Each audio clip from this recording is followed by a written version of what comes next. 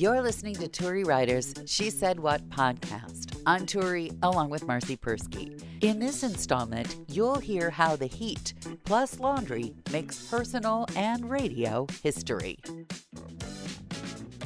It is so hot up here that last night I turned off all my equipment so that it wouldn't give off any heat. And I am literally sitting here in my little shirt and underpants. Nice. Yes. You are a stereotypical Zoomer. I guess I am. Can I also say that there is some mathematical formula that it does not matter when you bought them. When you decide you will throw out the underwear with the little hole in it, mysteriously they all develop little holes. You know, when we went to Cabo, Yes. I guess it was 3 years ago now, I decided that I needed all new underwear because I hadn't bought any for so long. Mm-hmm. And for some reason, I got it into my head that, you know, I need underwear. And I couldn't believe how much it cost. And then B, I didn't throw away any of my old underwear. So now I have like this overflowing underwear drawer that if I know that I'm out of all my new underwear, that I have to do laundry. Yes. Yes. So, I back in the day when I didn't have laundry in my apartment, when I had laundry in my basement of my apartment, which was a very scary place. I mean, you'd go down to the basement of your apartment building. Imagine you go down to the basement of your apartment building. There's nobody else there because you work nights. So when you go, there's never anybody there. And you open the door to the laundry room and discover that all the cash boxes have been broken open with a crowbar. Oh, yay. And then you think to yourself, what if I'd been in here when the people with the crowbars came? And that used to flip me out. It flipped me out so much that I started imposing on my friends with laundry machines. Hi, can I bring my dirty laundry to your house? I'm afraid of the laundry in my apartment building. When we lived in Chicago, right after we moved to Chicago, when Surprise Molly was born, we had no laundry facilities in the 3-flat where we lived on the north side. Mm-hmm. And so I would have to pack up the baby and grab all our laundry and walk 3 blocks to the laundromat because we only had one vehicle as well, because you don't really need a bunch of cars when you live in the city. Usually not. And that was absolutely my worst nightmare. Absolutely. Taking a tiny little baby with colic to the laundromat that's packed and hot. And full of creepy people. Always creepy people. Really weird people. So Yes. many creepy people at the laundromat. That's true.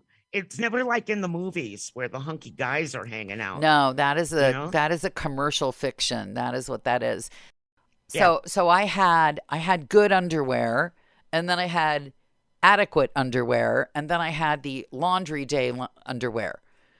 And so about 2 years into my tenure at WLS, I had a brand spanking new car, and a drunk driver ran me off the road. I ended up flipped over upside down in the middle of Lakeshore Drive. You probably remember this. Yes, I do. And the following day, I did not go into work because I had a major car accident. And the morning guy of the whole Midwest, Larry Lujak, called up and he said he had one question for me. Was I wearing clean underwear?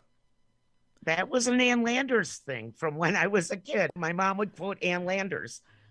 Always wear clean underwear in case if you get in a car wreck. So the first problem with that from the Ann Landers advice point is that often if it's a really bad problem, it didn't matter how your underwear started out. It's going to end up disgraced. But that's probably true. In my case, that was not what had happened. But I had to say, across 50,000 watts of Clear Channel AM broadcast, that my underwear was clean, but it was the laundry day emergency underwear. And Lujak didn't realize that there was such a thing as laundry day emergency underwear. So apparently I educated a whole lot of people about what happens when you don't have a laundry machine in your city apartment. You have the good stuff, the day-to-day stuff, and the emergency stuff. And I explained it to him like top 40 radio. I said, there's the stuff in high rotation. There's the stuff that's come out of high rotation, and then there are the oldies, which we throw in once or twice an hour. Same idea. And he understood that. So what do you call commando? Never. Not I. Although I know women who do. I don't even know if that phrase had been created yet. I think that what there was that Calvin Klein ad with Brooke Shields. Nothing comes between me and my Calvins. Yep. That was the ad, and I believe she was like 12. Yeah, it was bad.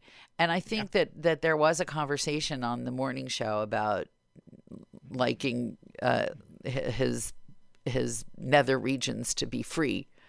I think we had a nether region freedom conversation. Again, 50,000 watts of clear channel radio. This was what we served up to the public with their Wheaties in the morning.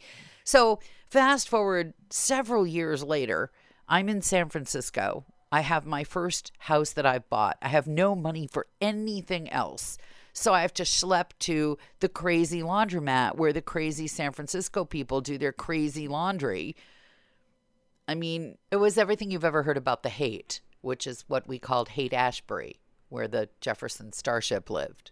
And it was full of people with various problems, some of whom you could tell were what we called trustafarians. They'd had thousands of dollars worth of orthodonture, and their ratted out clothes, you could tell ones cost oodles of money, and perhaps their parents knew where they were and perhaps not. There was no rule that said demented, crazy, drug-addicted, lunatic, raving people were confined to one neighborhood only. They were free to do their laundry in any neighborhood in the city, and frequently they chose mine.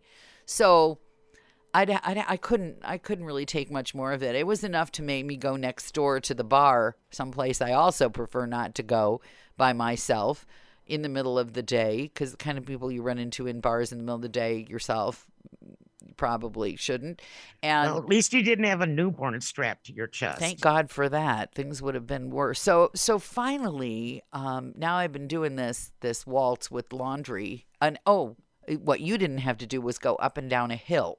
So the problem for you that would have made it even worse in my neighborhood was the laundry was down a hill and up a hill. I did have a car, so that was better. But if I'd been you, it would have been even worse. The only thing that could have made your day worse would have been the small colicky baby, the full load of laundry down the hill and up the hill. And up the hill. So, well, I wonder how the creepy San Francisco laundromat people compare to the creepy north side of Chicago laundromat people. Without getting too specific, but my laundromat was on the corner of California and Devon. That's a lot. That's crazy a little there. Well, here's what I have to say, that if you want to have the crazy people competition, mental institutions used to implement what they called the San Francisco Cure. When they were under a certain past president, Reagan, who closed the mental institutions, many of which were truly horrific, but he promised there would be support in the communities for these people, and then miraculously that didn't happen. So the institutions that had to close would buy their inmates, literally people who had been institutionalized, that's how crazy they were, and they would buy them bus tickets to San Francisco and put them on buses. Nice. So I'm not making that up. You can look it up yourself. The San Francisco Cure during the era of mental institution closures. So I would posit that our crazy people were, as a collection, worse than your crazy people. Probably. Yeah. In any case, a few years pass, and I don't have much money, but I really hate the laundry process that in, I believe, year one of Craigslist, which started in San Francisco, I found a washing machine for $40. And I think I was so desperate that we put it in the back of my boyfriend's Lincoln Continental. and we didn't even have a washer hookup in my house, but we improvised one from the garden hose and a hot water tap, and I think it drained directly down into the open, like the sewer drainage for the house. There was no laundry sink. We just sort of somehow hooked it up.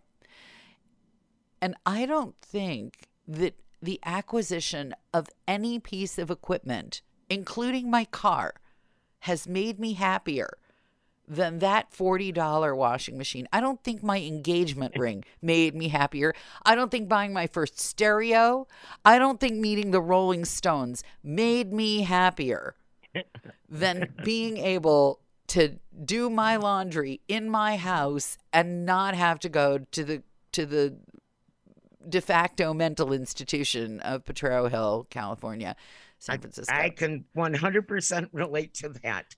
Because I remember when we finally moved and rented a house down by Wrigley Field, the one reason that we chose that house that we could barely afford is that there was a washer and a dryer.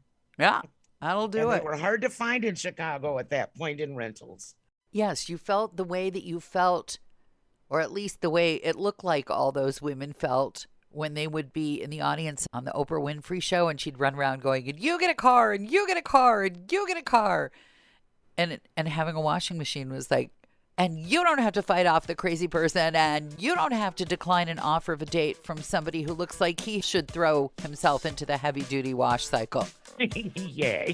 It was really a win.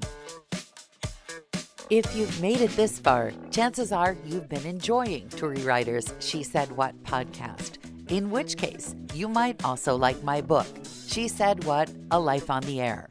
You can find that at your neighborhood independent bookstore or on Amazon. Marcy and I really appreciate your good reviews wherever you care to leave them. Your kind words help the podcast grow. Thanks.